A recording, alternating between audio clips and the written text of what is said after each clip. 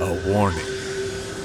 I had just arrived in France for my trip, and since I had already booked an apartment through Airbnb, I booked a cab for my destination. I'm a flexible traveler, so I often booked a budget-friendly shared apartment, which always worked out in my favor. I did the same back then, but little did I know what kind of horror this trip had in store for me. Is this your first time in France? I raised my head from the phone screen and met with the two hazel brown eyes looking back at me through the front mirror. I observed the man, who seemed to be in his 30s, for a few seconds before replying, "No, I've been here once before."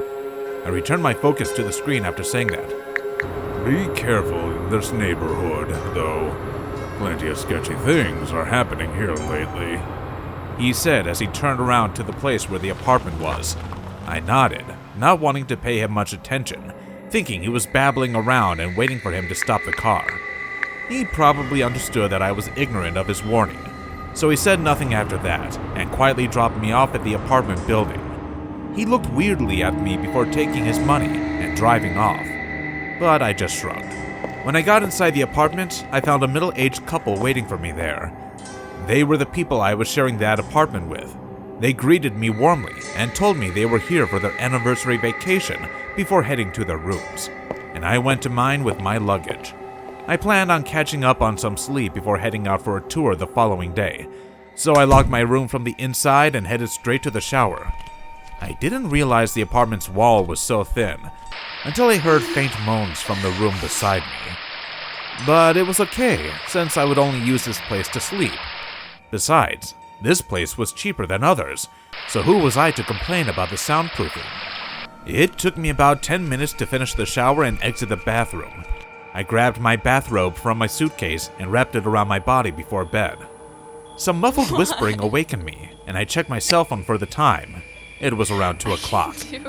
Frustrated and thirsty, I got up to drink some water, only to realize I hadn't brought any water bottles into my room before sleeping.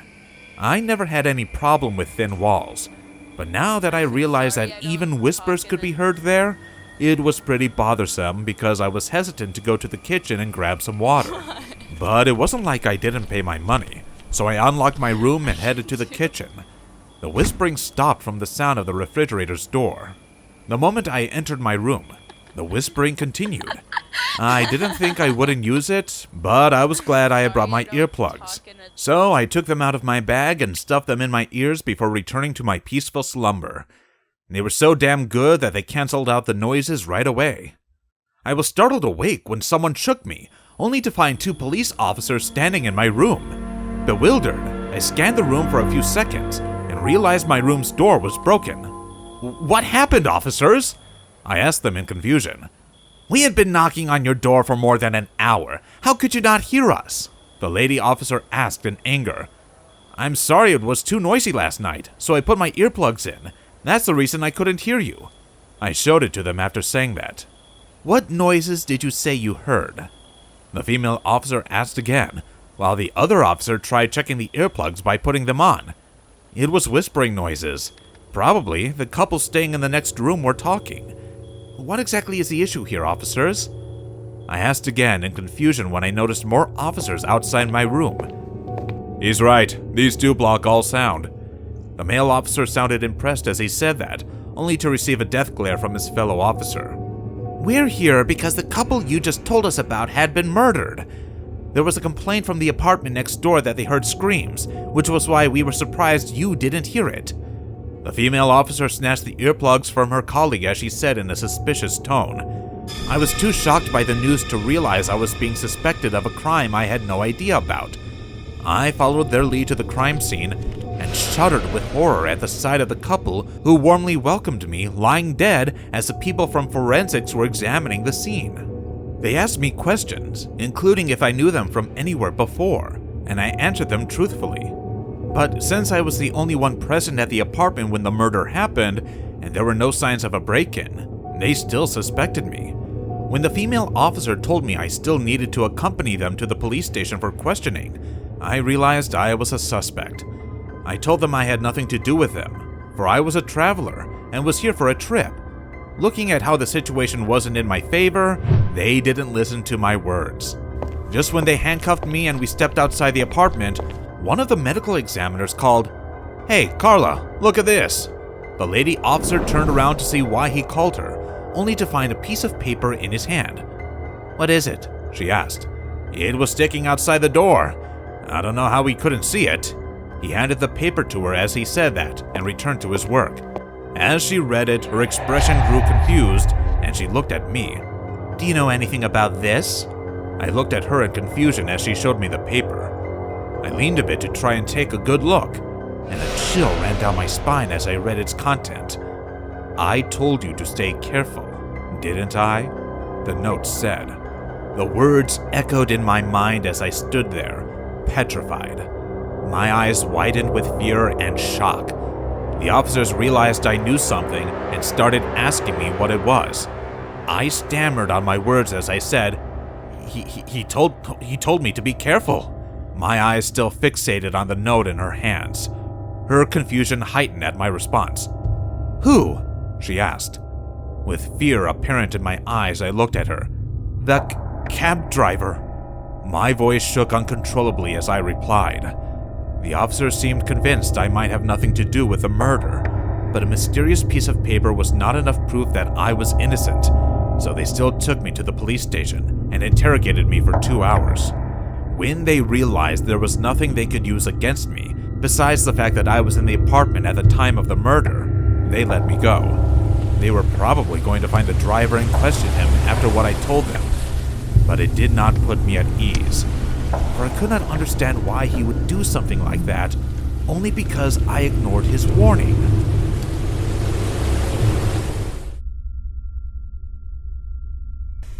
Hey guys, thanks so much for all the support.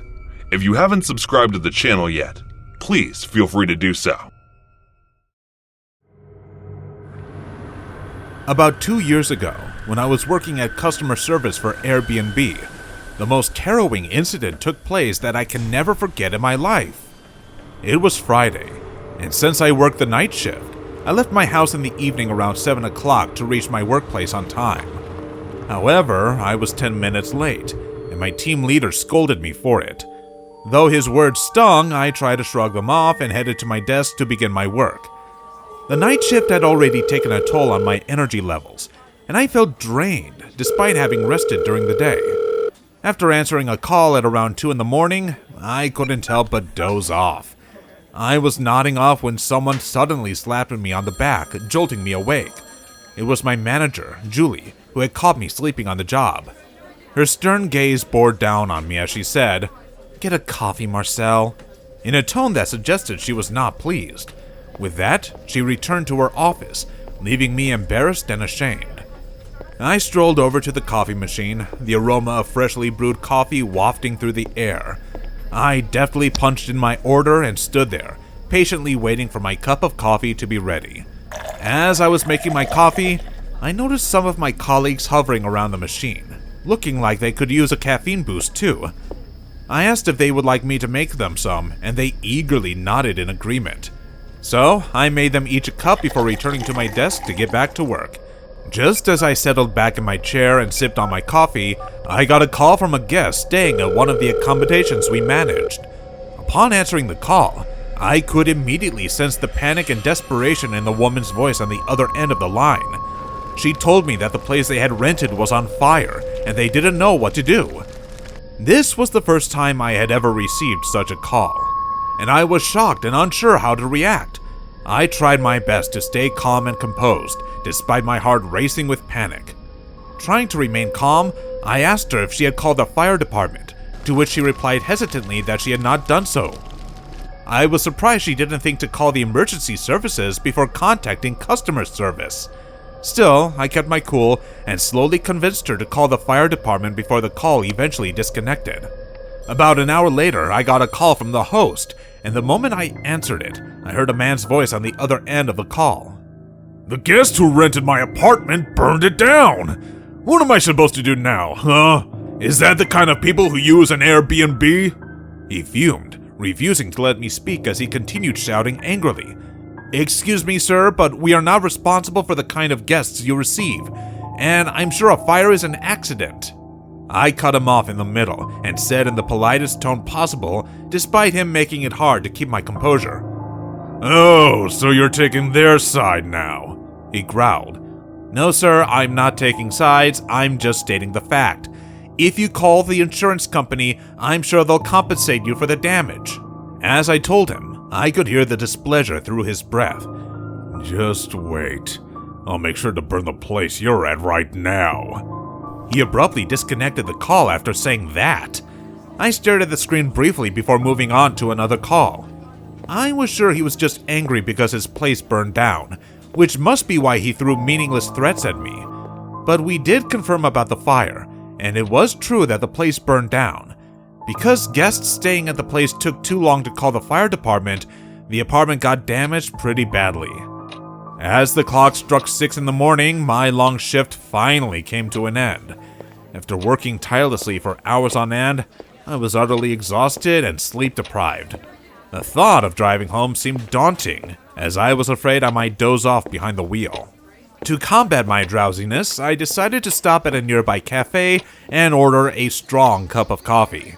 The aroma of fresh brew filled the air as I took my first sip, feeling the caffeine coursing through my veins. With renewed energy, I made my way back home, eagerly anticipating the weekend ahead. I had no work to worry about, and I planned to catch up on much-needed sleep for the next 2 days. It was a lazy weekend afternoon, and I was cozily sipping on a soft drink while watching a thrilling series. Suddenly, my phone rang, shattering the tranquility of the moment. I hesitantly answered the call, and a voice from the other end identified themselves as the HR representative from my workplace. After confirming my identity, the person on the other end dropped a bombshell. "The office from where you were operating has burned down, so we wanted to confirm if you're comfortable with moving to another branch." I was stunned and couldn't believe what I had just heard. As much as I tried to make sense of the situation, my mind started racing with the man's words who had threatened to burn my workplace. Could it really be true? Was he capable of such a heinous act? I couldn't shake off the thoughts racing through my mind, and tension built up inside me.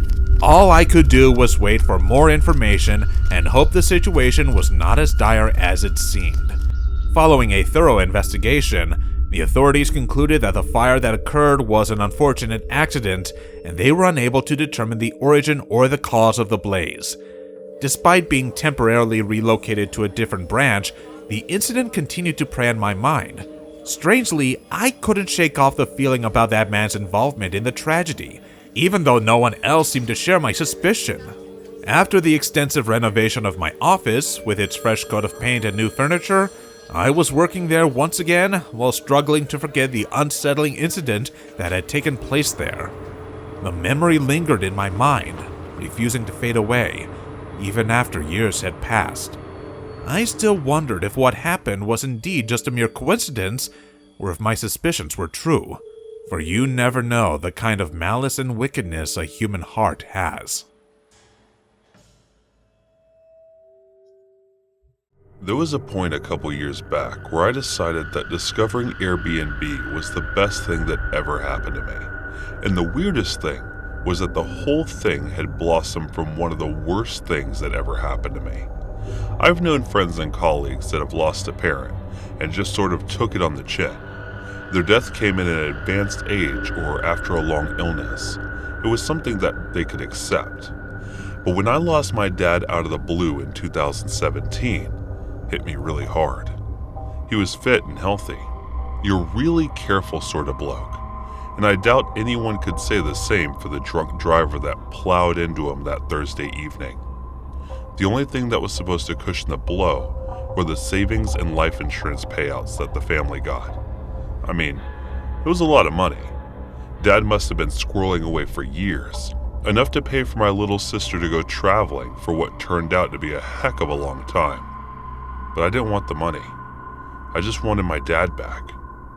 I had to wait for the grief to subside before I could decide what to do with it. And instead of just splurging it away, I decided to make an investment. It was around that time that a friend mentioned Airbnb and how an uncle of hers was making a killing from renting out a flat they owned in the city center. It was a bit daunting spending that amount of money, but I took the plunge.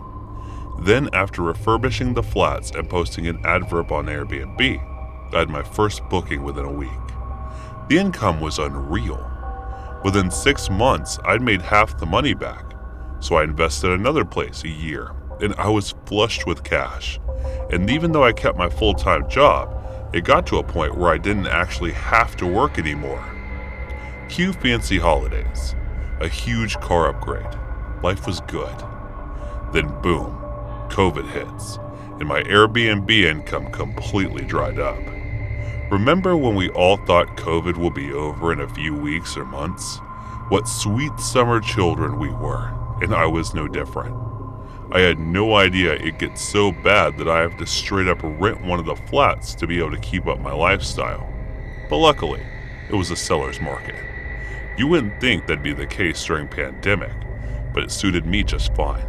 I was inundated with applications for one of the flats. I mean, I got literally hundreds of people applying on that open rent website. Finding the right tenant was a lot more work than I thought it would be. Interviewing all the various applicants was a pain. There was some right weirdos applying for the tenancy, and the more I dwelled over who to choose, the more money I was losing. But then one morning, I wake up to an email for a prospective tenant telling me they'd be willing to pay $350 extra in rent every month, but that they'd have to move in by the end of the week. They didn't even want a viewing. They were happy enough to move in based on the photos I posted online. 350 quid extra was 50% over the odds, and way too good for an offer for me to turn down when I gave the bloke a ring. They seemed normal enough. It was pretty much done deal. All I had to do was hand them the keys. But when I actually met the bloke last December to do a masked up sanitizer-soaked socially distant key handover, it seemed anything but normal. I'm all for wearing masks and stuff, don't get me wrong. I think we should be doing all we can to defeat this. But this guy was completely covered from head to toe. Black Gator Rover's face hat on, had pulled over gloves, the works. I had absolutely no idea who I was handing the keys to really, just that they identified themselves as Stefan, in the same name as the account they contacted me. He barely spoke, and the whole interaction gave me a bad feeling. So I tell him I'll come by in a couple of days to see how he was doing. He had already paid me 2 months' rent on top of a security deposit, so that was basically stuck with him for the time being. I was starting to think my desperation for cash was about to get me in a lot of trouble. About a week later, I gave Stefan a ring to make sure he's settled in all right. I have to call him like 6 times before he answers. And when he finally does, he seems in no mood to talk, but he still somewhat reluctantly agrees to let me stop by. I start worrying about what sort of state the flat is going to be in, but little did I know that I wouldn't be seeing it at all. He refused to open the door to me, citing social distancing and stuff which I understand and respect, but there are ways to conduct a flat inspection without violating the whole 6-foot rule. I insist he refuses. I insist some more. He refuses some more. By the time it got to him threatening to call the police, any potentially good relationship we might have had goes right out the window. Right when he says that I would my mask down to make myself heard more clearly, and I catch this horrendous smell in the air, when it's so bad that it actually silences me for a moment. I find myself putting my mask right over my mouth and nose, and the argument with Stefan trundles along with him agreeing to send me a video of the flat's current condition. The conversation ends, but I hang around for a minute to try to work out where the horrible smell is coming from. It seemed to permeate the entire corridor, like it was almost impossible to work out its exact source. And with it being so intense, nor did I want to, I just prayed it wasn't coming from the apartment. I just rented out. As you can imagine, I'm quite annoyed at that point. And as I walk back across the street toward my car, I turn back to have a look at the window of the apartment. Now my eyes are terrible, but I could suddenly see that this Stefan character and all the curtains closed, but had opted to hang a weird kind of mask in the window. I think it was a paper mache or something, and it must have been really old because it looked all shriveled, with long, wiry black hairs framing this pretty creepy looking face. I remember letting out an audible sigh like, Christ almighty, this is going to get so much worse before it gets better. And suddenly, the mask just disappears back into the curtains. It wasn't just some creepy old piece of decor. Someone had been wearing it and watching me while they were doing so. Stefan then sends me a video of the flat, which looked fine, only there were one corner of the living room that he apparently refused to show me. I pressed him on it. He pretended not to know what I was talking about, and I decided to quit while I was ahead. It took a week before I started getting complaints. Other tenants in the building who must have gotten my number from the management company started calling me up to complain about the noise and the smell coming from flat 20, the one I own. And then after a while, the calls stopped being complaints and started more like warnings. Warning us about the things they'd heard coming from Steven's flat, and now the smell had gotten considerably worse. But still, Stefan refused any kind of formal flat inspection, and he still does even now. I drove past the flat about 2 weeks ago now. One evening when I was driving home from work, I'd had a late one at the office, so it was about 9 at night when I decided to take a little detour to check out the flat. I was met with almost immediate regret. Apparently, Stefan only uses red bulbs to light the flat after dark, and I'm staring up at the windows like, what's his freak up to now? When I see two people like running or jumping around the living room, completely naked by the looks of things. He's obviously not the only one living there now, despite there only being his name on the lease. I suppose this isn't even really a story because it doesn't have an end yet. I've already decided that I'm not going to renew Stefan's lease, that the flat that when his 2 months are up. I'll ask him to leave, or else get the authorities involved. Well, that's about the only thing I'm certain of right now. I have no idea what he's doing in my bloody property, what's making that bad smell, or who the other person is. Things have gotten pretty bad at this point, as I knew they would. But I have a really grim gut feeling that they can get infinitely worse than getting Stefan out of the flat is going to be much more trouble than I ever imagined it would. It's not even worth the money anymore. No amount of money is worth finding out what he's done something awful in there. I'll try to keep you guys updated in the future if I'm still in a fit state to do so, because God only knows what untold horrors await for me in that flat. And God knows what Stefan will resort to in his efforts to keep me and everyone else from finding out. Wish me luck, guys. Things are definitely about to get weird.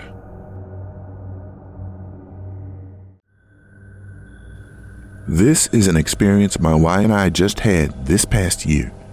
As soon as the quarantine was lifted in our area, she and I filled our packs and went for a hike at our local state park. It was something we used to do pretty regularly and have since before we got married. Speaking for myself, I was looking forward to it. The plan was to hike out to a certain lake, spend the night, and hike back to the car. It was a clear, warm day, and the trails were nice and dry. For most of that morning, we had been the only people on the trail. We decided to stop for lunch at a campsite about halfway to the lake. Another couple must have had the same idea. They were sitting at the concrete picnic table, and we asked to join them. Soon, the four of us were discussing what we had seen and where we were headed. The couple turned out to be newlyweds on their honeymoon. My wife, who's a hopeless romantic, loves to hear this. She proceeded to tell them how we met and some other sappy stuff I don't bother to remember. 2 hours passed and we finally said our goodbyes. We arrived at the lake about an hour before dark, tired and hungry. I got a fire started, and Mandy, my wife, cooked us a small meal while I pitched a tent. We sat around the fire cooking s'mores and eventually called it a night around 10 p.m. I got up just before dawn the next morning and got the fire ready to make breakfast. We repeated our roles from the night prior, except I pulled the tent down and repacked it. Then measures were taken to assure the fire was completely out after cooking. And with that, we took to the trail for the return journey. At 10 a.m., we reached the halfway point, but chose not to stop. 2 hours of the trail, we ran into the couple we met the day before. Strangely, his wife wasn't with him. Mandy asked him about her location, and the man said she'd become ill the night before and returned home. When he said it, he looked nervous and couldn't look either of us in our eyes before either of us could ask anything else. He said that his wife had insisted he finish the trip alone. It sounded a bit strange, but we had no reason not to believe him. A group of people came walking up about that same time, and the husband excused themselves to talk to them. I wasn't interested in prying any further. Their marriage was none of my business. I thought Mandy looked like she wanted to stay, but I reminded her of the obligations we had that night. She reluctantly agreed, and we went on our way. We got to the parking lot not too long after and packed up our stuff. There were a few groups of people talking amongst themselves. As we pulled out of the lot, several more cars, including a ranger's truck, were pulling in. Once again, I thought nothing of it. We made the news. We made it back home that afternoon and handled some family things. It wasn't until breakfast that we heard the news. I grabbed a cup of coffee and sat down in front of the TV. I flipped it on just in time to receive a report of a dead female camper. When they showed her face on the screen, I almost choked on my coffee. It was a picture of the woman we had met just 2 days prior. I yelled out to Mandy to join me in the living room. I wanted to be sure of what I was seeing. I didn't have my glasses on at the time, so I pointed at the TV and asked, "Isn't that one of the newlyweds we met at the park?" She watched for a moment and let out a shocked gasp. Just then, a wedding photo of a couple appeared on the screen. Mandy grabs the remote from my hand and turns up the volume. According to the husband, the couple had been at a cliffside that was a popular lookout. Mandy and I had been there once or twice ourselves in the past. They watched the sun rise, and as they were preparing to turn and leave, the wife lost her footing and fell several hundred feet to the ground below. It was certainly possible, but something bothered me about it. Why hadn't he mentioned this to us? More so, what was up with the illness story? It couldn't have been more than a few hours after the incident occurred. None of his behavior made any sense. I know if something had happened to me, I'd have been a mess. We passed at least 15 people that morning and not a soul talked to us. It all seemed fishy to me. I was glad to see that Mandy agreed with me. It looked as if her instincts had been right once again. Just don't tell her I said that. After a long discussion about our responsibilities and the like, we agreed that we should contact the law enforcement involved in the case. And as it stood, the husband isn't under any suspicion. Not publicly, anyway. I contacted the sheriff's office and told them what we knew. The deputy put us on hold for a moment, and when we returned, he said someone may reach out to us in the future. But it's been almost a year, and no one has contacted us.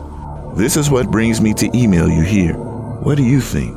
My instincts and my wife tell us that a crime may have occurred. We, however, have no proof or any real justification for our feelings. And that's just what they are. Feelings. Certainly, if law enforcement believed we had something to offer, they would have already contacted us, right? I don't want to be a nuisance, nor do I want to cause trouble for a grieving man who by all appearances is a decent person. But help me out here. Should I keep pushing or leave the police to do their jobs? I just can't shake this nagging feeling that a man is getting away with cold-blooded murder.